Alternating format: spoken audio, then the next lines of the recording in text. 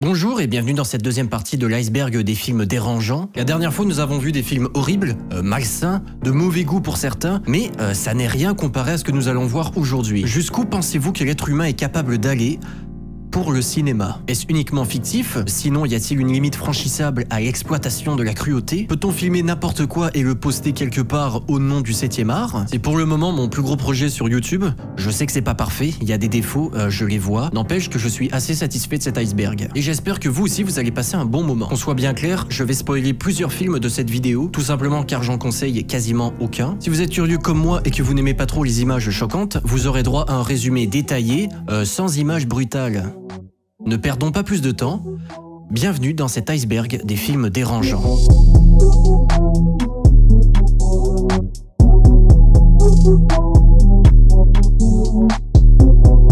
Tier 4. Der Todesking, 1990, Allemagne. Der Todesking est un film expérimental, séparé en 7 épisodes pour représenter en fait les 7 jours de la semaine. Le lundi, il y a une histoire, le mardi, il y en a une autre, le mercredi, il y en a une autre, et voilà, c'est comme ça tout le film. C'est un peu ce qu'on pourrait appeler une anthologie. Une anthologie est un recueil d'œuvres, ça peut être des poèmes, des compositions musicales, des sketchs, toutes mises ensemble pour former un gros projet. En l'occurrence, un film pour Der Todesking. Pour ce film allemand, les 7 épisodes n'ont rien à voir les uns avec les autres. Il n'y a aucun lien entre eux, excepté pour une seule chose, une thématique assez morbide. Chacun des épisodes met en scène un ou plusieurs personnages qui finissent par s'enlever la vie. Et une fois que c'est fait, on passe au jour suivant. Lundi, un homme démissionne de son travail, retourne chez lui où il passe un petit moment avec son poisson, poisson qui semble accompagner l'homme dans sa solitude. L'homme finit par s'empoisonner dans son bain. À ce même moment, le poisson décède dans son bocal. Mardi, un homme achète un film sur les nazis qui torturent une personne. Il aime bien le spectacle. Sa petite amie rentre à l'appartement, elle l'embrouille et il l'assassine avec un pistolet qu'il avait sous sa cuisse depuis le début. On se rend finalement compte que toute cette séquence n'était qu'un film, visionné par une personne qui s'est enlevé la vie elle aussi.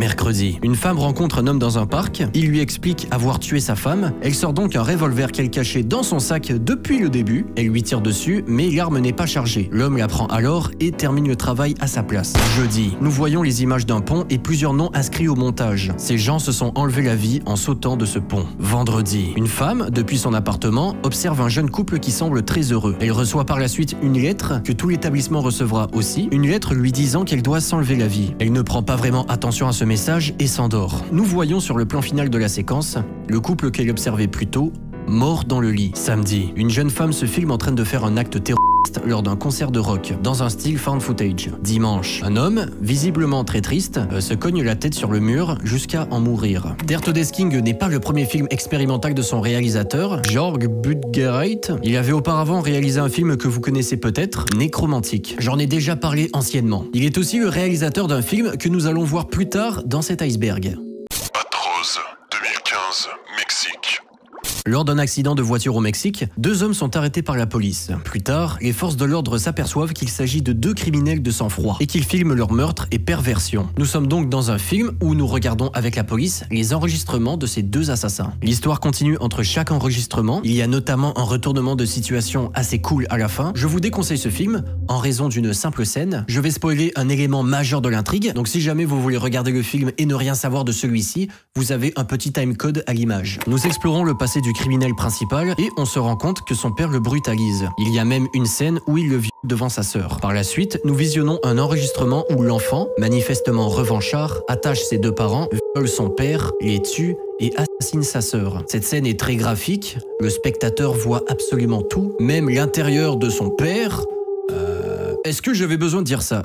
Non. Si vous prévoyez regarder ce film, préparez-vous mentalement. Cutting Moments, 1997, États-Unis. Cutting Moments, c'est un court-métrage qui a la réputation d'être le court-métrage le plus gore qui ait jamais existé. J'ai pas vérifié cette information, alors je sais pas vraiment. Mais il est vrai que c'est assez violent. Le résumé va comme suit. Sarah se mutile devant le miroir de sa salle de bain, pendant que son mari est assis sur le canapé devant la télé. Le résumé parle pour lui-même, mais je trouve qu'il est incomplet. On est sur environ 30 minutes de film, l'intrigue nous présente une mère, un père et un enfant. Rien n'est explicitement dit, mais on comprend facilement que le père de famille abuse psychologiquement et physiquement de son petit garçon. Et du coup, il délaisse complètement Sarah, la mère de famille et sa femme. Sarah est dépassée par ces événements et elle déprime intensément. Non pas parce que son mari c'est un putain de malade, mais parce qu'il est plus intéressé par elle. Et c'est à ce moment-là qu'elle décide de se couper les lèvres dans sa salle de bain et d'aller voir son mari en mode surprise.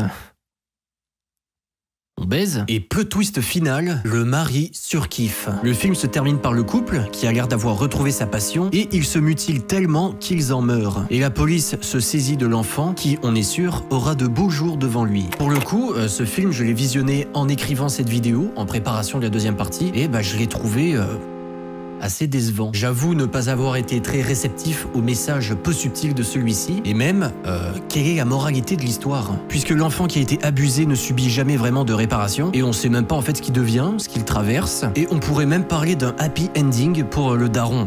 C'était pas trop pour moi ce film. Sweet Movie, 1974, Europe. Vous vous rappelez, dans la première partie, je vous avais parlé du film La Bête, un film français zoophile. Eh bien, avec Sweet Movie, on est un peu dans le même mood. C'est un film qui parle du communisme et du capitalisme. Voilà, je sais pas trop quoi dire d'autre, parce que en fait, dans la forme, c'est complètement bizarre. En gros, une femme devient Miss Monde parce qu'elle gagne un concours de la fille la plus vierge, et du coup, elle se marie avec un homme très riche, et elle va voyager et découvrir le monde. Ne mangez pas devant ce film, il y a des scènes dégueulasses avec des fluides corporels. Narrativement, il n'y a pas vraiment d'histoire, on comprend rien du tout. Regardez juste pas ce film en fait, c'est pourri. Irréversible, 2002, France. Irréversible est un film créé par Gaspard Noé, réalisateur qui a l'habitude de créer des œuvres...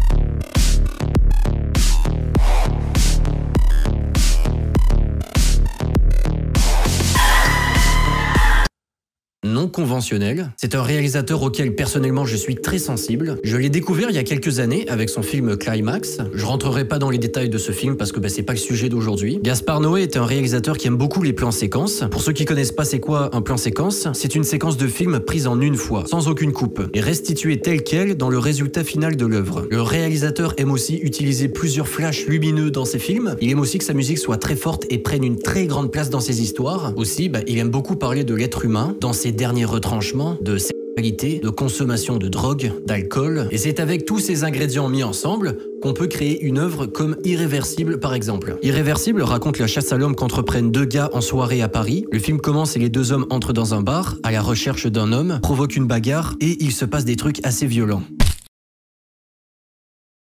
Qui sont les deux hommes? Pourquoi cherche-t-il une personne en particulier? Qu'est-ce que cette personne a fait? C'est des questions auxquelles le film va répondre petit à petit. C'est un truc que je trouve super intéressant avec cette œuvre, c'est que le montage en fait il est fait à l'envers. La scène que je vous ai décrite est théoriquement la fin du film, mais elle est utilisée comme scène d'ouverture. Plus le film avance et plus littéralement on recule. On comprend mieux certains détails et on a quand même l'impression d'avancer dans l'histoire, même si on recule. D'ailleurs le film finit sur une bonne note, puisqu'il finit au début de l'histoire, où les protagonistes passent leur meilleure vie avant de vivre le cauchemar de ce film. Du coup, je dis sur une bonne note, mais c'est surtout une note amère, parce qu'on sait dans quel bordel vont s'embarquer les personnages. Ce film-là, je ne vais pas vous le spoiler si vous avez envie de le voir, parce qu'il est cool, mais je vous avertis, le climax final, il est très... choquant. Voici d'ailleurs quelques réactions à chaud du public après l'avoir vu au Festival de Cannes en 2002. Viens de me voir, c'est une merde, t'es une merde, Noé. Viens me voir, je fais le même métier que toi, on va se retrouver, tu vois. J'ai attendu un quart d'heure, c'est dégueulasse, il y a trop de violence, c'est un malade mental. C'est scandaleux. C'est lamentable de faire des choses pareilles. Red Room, 1999, Japon.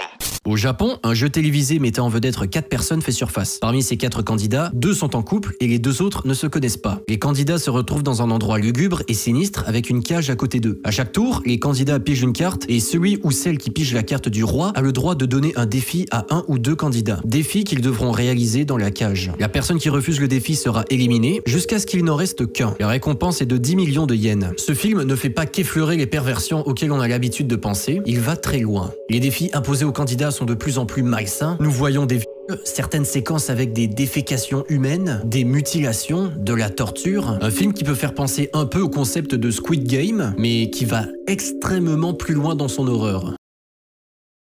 Nous avons terminé le tier 4, nous allons embarquer dans l'avant-dernière partie de cette série de vidéos, et ce sera la dernière partie qui va contenir des œuvres, fictives.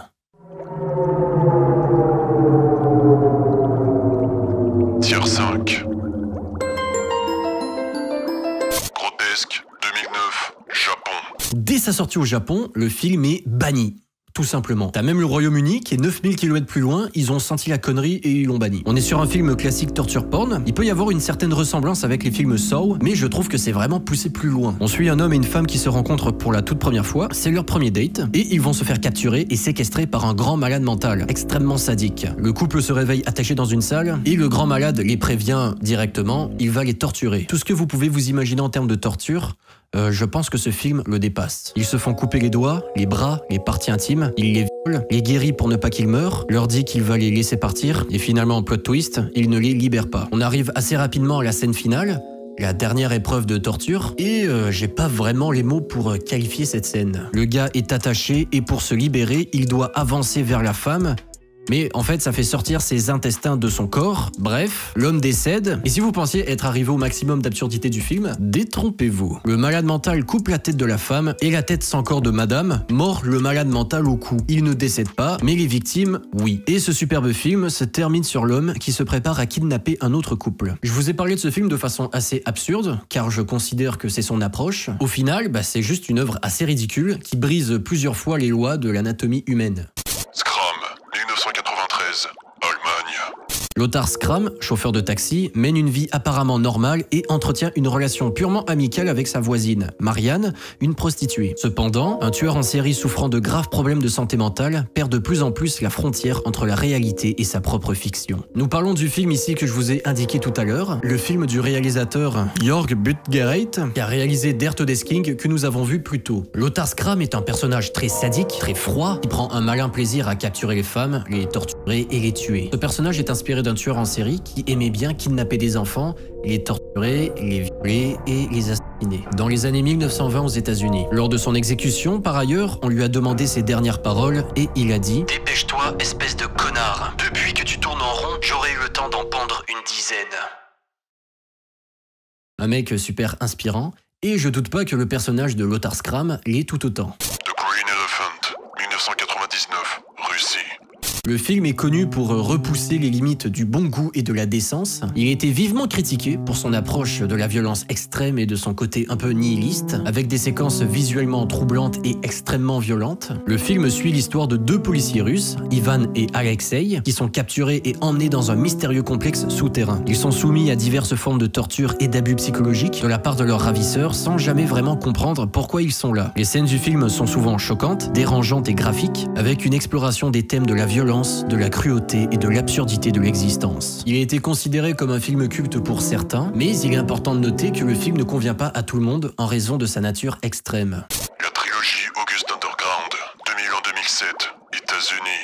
La trilogie August Underground est une série de films d'horreur indépendants réalisés par Fred Vogel. Elle se compose de 3 films, August Underground 2001, August Underground's Mordum en 2003 et August Underground's Penance en 2007. Ces films sont présentés comme des vidéos retrouvées de meurtres brutaux et de comportements extrêmement déviants. Les films sont tournés en found footage et sont censés représenter les exploits meurtriers de 2 tueurs en série. Les images sont volontairement de qualité médiocre, avec une esthétique granuleuse et dérangeante, afin de renforcer le réalisme et le malaise ressenti par le spectateur. Nous sommes ici sur des films assez connus dans le cinéma d'exploitation. Certaines scènes montrent des actes immondes de torture, d'agression, de viol, de nécrophilie, de pédophilie. Tout ce qu'il faut pour passer un très bon moment.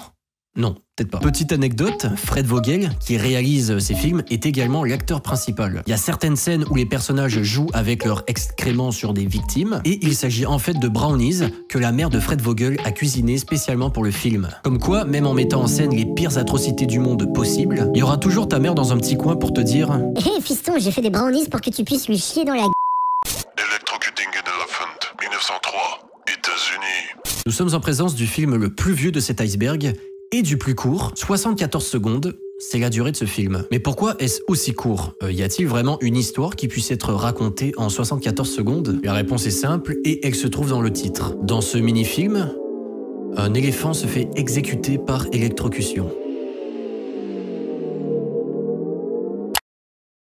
À New York City, au Luna Park, qui n'a jamais terminé sa construction, un éléphant du nom de Topsy est transféré au cirque. Il est qualifié par son vendeur de mauvais éléphant, puisqu'elle avait malheureusement tué un spectateur ivre l'année précédente. Quelle est la raison de cet accident? L'homme ivre avait brûlé le bout de la trompe de Topsy avec son cigare. Donc la douleur, mélangée au réflexe, l'instinct de survie et la puissance colossale d'un éléphant comparée à celle d'un simple humain, il était certain que ça allait mal finir. Après son arrivée au Luna Park, Topsy fait plusieurs erreurs qui n'arrangent pas vraiment sa réputation. L'homme qui s'occupait de l'éléphant, William Alt, a eu plusieurs problèmes d'alcool et il s'amusait à torturer l'éléphant. Il l'a par exemple poignardé à un moment pour amuser la foule du cirque. Il y a eu plusieurs incidents du genre pour amuser la galerie. Ce n'était pas du tout un environnement sécuritaire pour Topsy l'éléphant. William Alt s'est fait renvoyer après plusieurs incidents de ce genre, mais il était trop tard. En raison de ses erreurs et de sa mauvaise réputation, les propriétaires du parc, Frederick Thompson et Elmer Dundee, ne peuvent plus se permettre de garder Topsy. Ils annoncent alors qu'ils vont l'exécuter publiquement par électrocution. À la base, ils voulaient la pendre, mais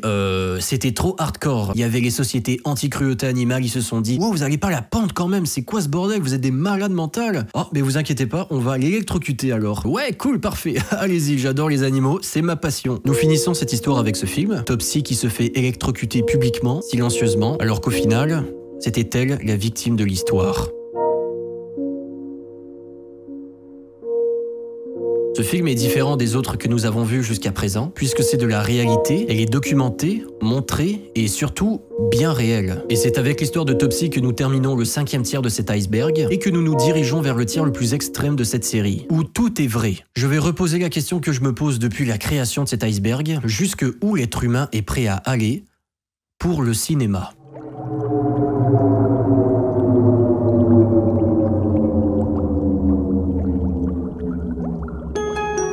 Tier 6. Roscoe the Embalmer, 2001, Japon. Orozco est un embaumeur dans la ville El Cartucho, en Colombie, où le taux d'homicide est tellement élevé qu'il est normal de voir plusieurs cadavres dans la rue. Dans cette ville, les habitants entretiennent très vite un rapport habituel avec la mort, et ce dès le plus jeune âge. En fait, dès qu'ils sortent dans la rue, ils voient des gens morts. Et parfois, c'est même des gens qu'ils connaissent. Et c'est dans ce contexte extrême qu'Orozco travaille. Il est le seul embaumeur de la ville, et il passe un nombre incalculable d'heures à s'occuper de tous les morts d'El Cartucho. C'est un film documentaire pas du tout censuré. Nous voyons tous les cadavres, nous les voyons se faire ouvrir et démembrer par Orozco. C'est un documentaire filmé de la façon la plus crue, la plus honnête possible, et il n'y a pas juste des adultes dans les cadavres. Le tournage de ce film a duré plusieurs années et il a été interrompu durant la production, car tout simplement, le personnage principal de ce documentaire, Orozco, est finalement mort dans la ville d'El Cartucho.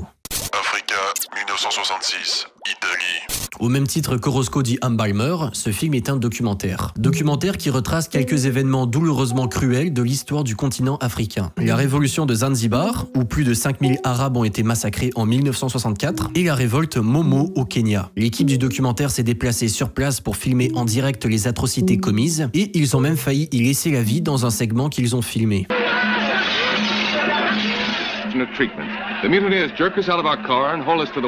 Plusieurs polémiques entourent ce film. Il est notamment accusé d'être pro-colonialisme et raciste, car il montre une image pas très cool de l'Afrique. Également, plusieurs théories du complot font surface, comme quoi l'équipe aurait orchestré certaines exécutions ou les aurait fait retarder uniquement pour avoir de belles images choquantes pour leur documentaire, au détriment de plusieurs dizaines de vies d'innocents.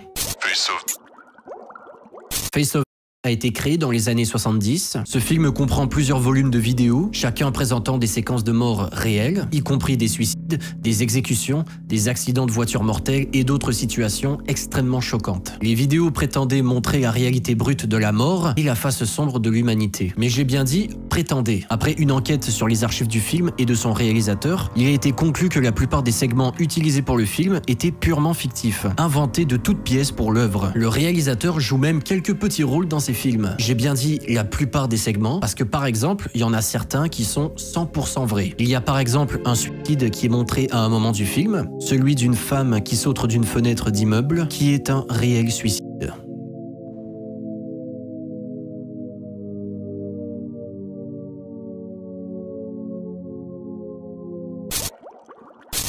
est un ancien site web qui est aujourd'hui fermé et banni. Site web qui contenait plusieurs images de vidéos d'exécution, d'accidents et de choses mortelles. Des gens qui perdaient la vie de façon très violente, de façon très extrême. Ce n'est pas très populaire et plusieurs archives de ce site web existent encore. Elles ont été regroupées pour former une collection de films qui ne sont que des compilations de ces scènes de gore.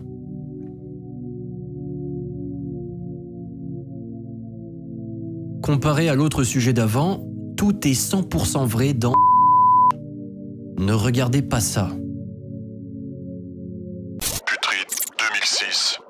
En 2006, un mini-film de 2 minutes extrêmement choquant est publié. Il est très avant-gardiste, mystérieux, catastrophiquement dégueulasse. On n'a jamais vraiment compris l'utilité et le message de ce film, s'il y en a un. Il a été comparé à d'autres mini-films, tels que Two Girls One Cup ou Three Guys One Hammer. C'est à ce niveau-là de dégueulassitude. C'est la première fois de ma vie que j'ai envie de gerber en faisant des recherches sur un film. Et bah, je ne suis pas le seul.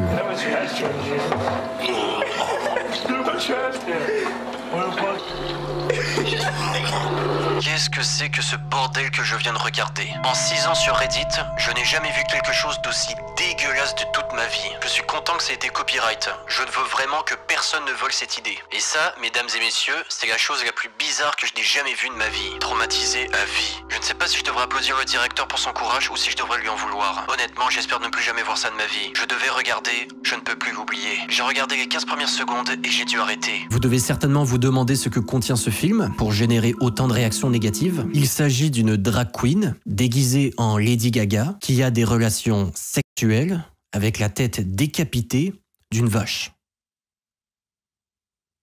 J'adore le cinéma, mec. Les images sont sales, grisâtres, juste un plan peut littéralement donner la nausée. J'en ai malheureusement trop vu en me perdant sur internet.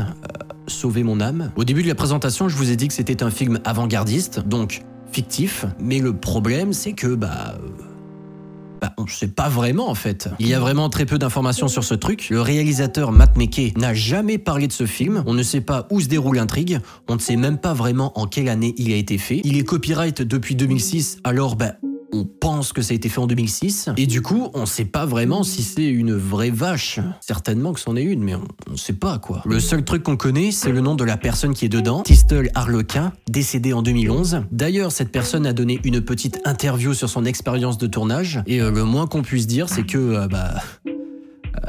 il y a des êtres humains vraiment uniques sur cette planète. Je ne vous montrerai pas d'extrait parce que le langage que cette personne utilise est assez vulgaire, mais en gros, ça ressemble à ça. Comment décris-tu ton expérience sur ce film? Le referais-tu? À vrai dire, je suis habitué à faire des choses comme celle-ci dans les bars et les clubs d'Hollywood. Je m'imbibe souvent de sang d'animaux lorsque je suis seul. C'est un fantasme. C'est seulement de la viande.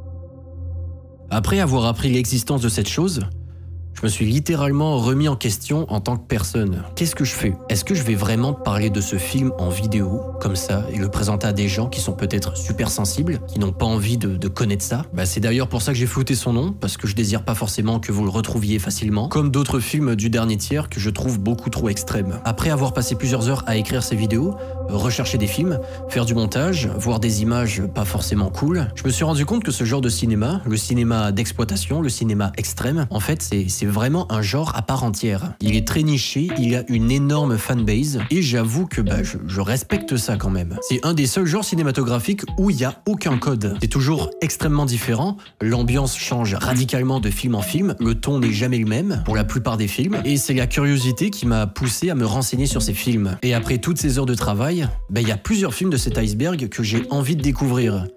Parce que non, je les ai pas tous vus. Par contre, ce qui se trouve au dernier tiers, j'avoue avoir un peu de mal avec l'exploitation de réelles violences, de réels problèmes uniquement pour choquer des gens. Un documentaire comme Orozco die Embalmer est pour moi très correct, puisqu'en fait il dégage une certaine poésie, une certaine forme d'art, et tu sens vraiment qu'il y a un respect envers les victimes, envers Orozco, envers sa profession, envers la ville, il y a un respect de tout ça. Par contre, Face of Africa et l'horreur du dernier truc, pour moi, ça n'a pas vraiment de sens. C'est simplement du pur choc, sans message, sans respect, tout simplement pour satisfaire une curiosité un peu morbide du public. Je juge pas ceux qui aiment, vous avez le droit, mais c'est juste pas pour moi. Les amis, c'est la fin de cet iceberg. Merci beaucoup de m'avoir suivi jusqu'à la fin.